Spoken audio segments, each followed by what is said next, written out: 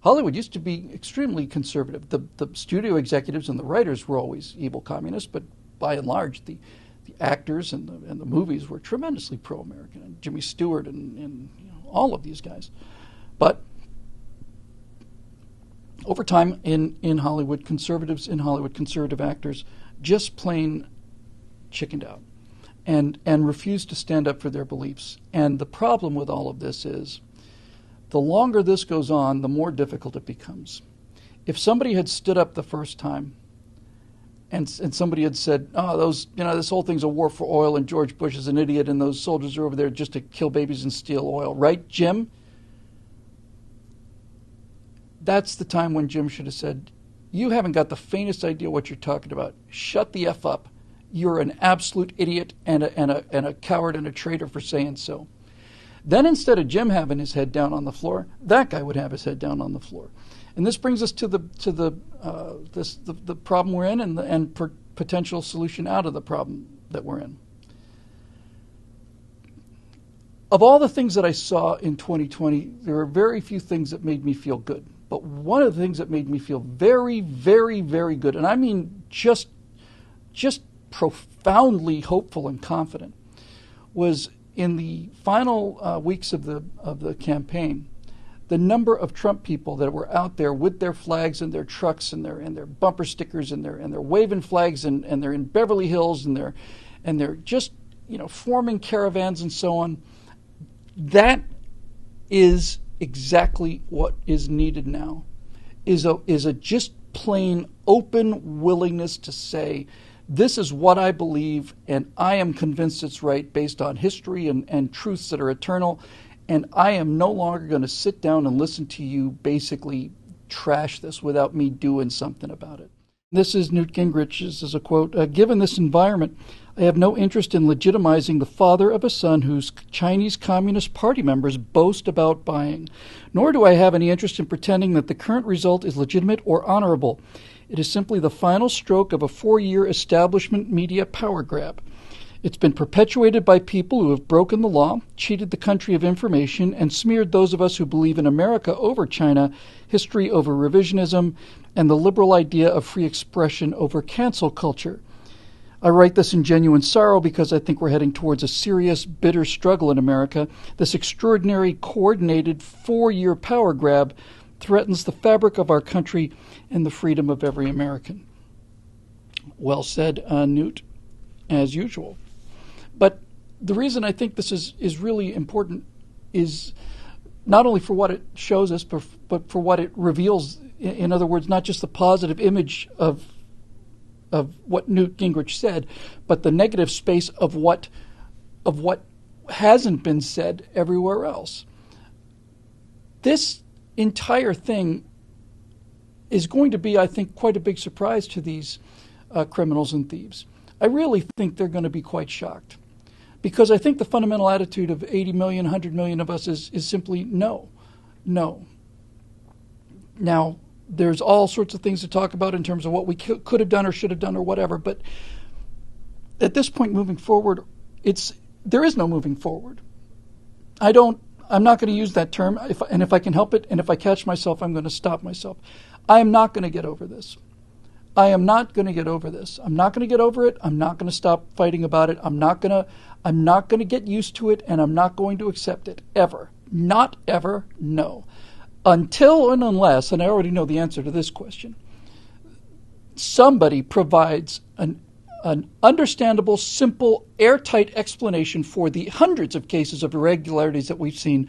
I am not going to accept this, the result of this election, and this is not a question of, gee, he's not my president. No, he's not the president, and I refuse it. I refuse to accept it. I refuse all of the obligations that I had to my government, and not only do I refuse those, I have a moral obligation to overthrow this illegitimate government. One of the things I've seen with my own eyes was a military paper that was published, I think it was in 2020. It was recent if it was in 2020. And it was a strategic analysis of China's position relative to the United States, because they're at war with the United States, and they have been since at least Korea, and really essentially since the beginning of the People's Republic. And this doctrine, this war doctrine, has printed on it an extremely believable and disturbing conclusion.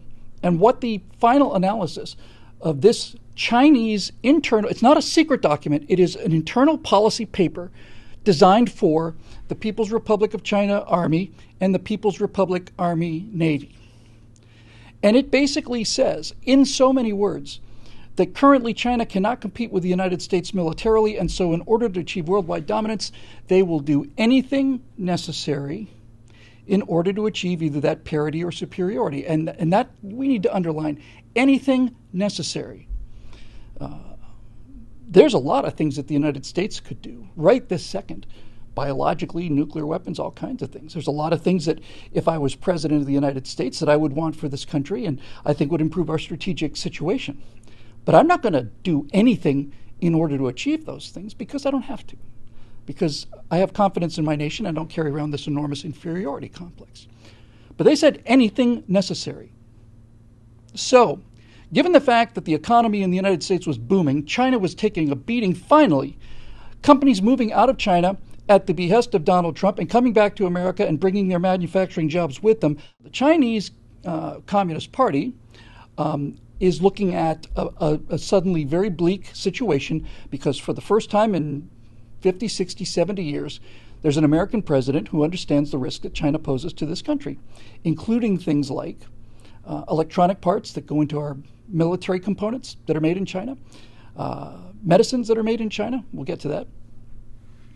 And so they are looking at Donald Trump is an existential threat to the Chinese Communist Party, an existential threat to them because he is appealing to American sense of patriotism and more than that, their sense of self-interest, which is what you should be appealing to, and offering Americans a chance to have factory jobs come back to America. That's the end of China. And if somebody got serious about the cyber warfare thing and prevented them from stealing any more industrial secrets, that's the end of their innovation in most areas too, with an exception, and I'll get to that too. So the stakes are high for them. And when you have a document that says that we will do anything necessary in order to achieve parity or superiority over the United States, when I see an official document like that that is product of the Chinese government, then I'm going to do what I did when I read Mein Kampf and the Communist Manifesto and all of these things. I'm going to assume that what they're saying is true because they're saying it to themselves. No one wants to destroy society to make it better. No one wants to start war games, an actual war, in order to provide people with something to compare themselves to that is genuine threat as opposed to not getting your Starbucks order right. Nobody wants to do that. And so this is the paradox. This is the trap. This is it. This is the curse of utopia. This is it. We want these things. We should have these things. Everybody wants us for their children. Nobody wants to see their children fighting and burning in the streets and shooting and dying, understanding that if that happened, those of them survived would be happier than they are now. And that is a sick, sad truth of the world. This generation and my generation, all of us that have been given everything, are neurotic, unhappy, miserable people, elevating tiny things to the level of life-threatening crises, when the people who actually went through genuine horror, the Americans that went to fight in war and saw horrible things, and my Russian wife and her country's been invaded since it's been a country, and the grandmothers watching their children being murdered and their everything they own being burned to the ground, and all of this horrific hardship. It's unimaginable to us. The thing you find from these people is that when they talk about those days, when you talk about people, there are not many of them left anymore, who lived like as my father did, grew up in the Great Depression and then went to World War II, what you find is the more difficult the times were, the more people look back on it with happiness and remember it as a time of unparalleled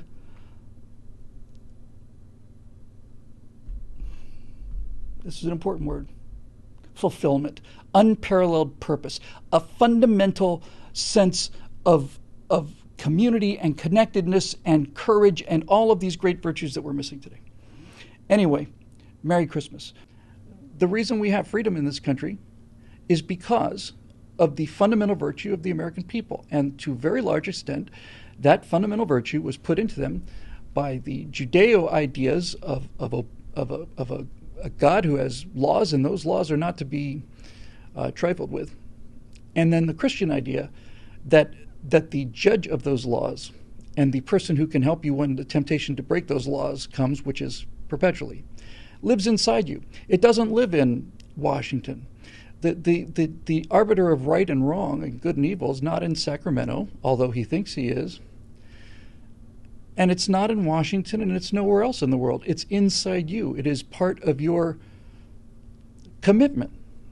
And in the case of Christianity, which is the structure of this country, it's a structure that it is the foundation of this country. It's an incredibly Christian thing if you think about it. Really have to get down to brass tacks here. It's an incredibly Christian thing to say that you don't have to be Christian to live here. It's really quite a remarkable statement if you think about it. And like everything else with the people that hate Christmas and hate freedom, they use that sense of tolerance and decency and respect for other people's lives and the fundamental unwillingness of most American citizens to not tell other people how to live. It's an astonishing social breakthrough to say, no, we're a Christian nation because we don't require you to be Christian. That's a very Christian thing to do. Doesn't exist in any of these fundamentalist countries. And furthermore, not only do you get to live here, you have the same rights as everybody else. You are as equal as anyone else. You're an American citizen. Your rights are not mitigated. They're not truncated in any way. You're here. You're a citizen. You have all of the rights. Those are built into the structure of the country by the men that wrote this Constitution. And the men who wrote the Constitution spent an enormous amount of time studying not only history but religion and dealing with the relationship of religion and basically leaving it up to us. They trusted us to be free.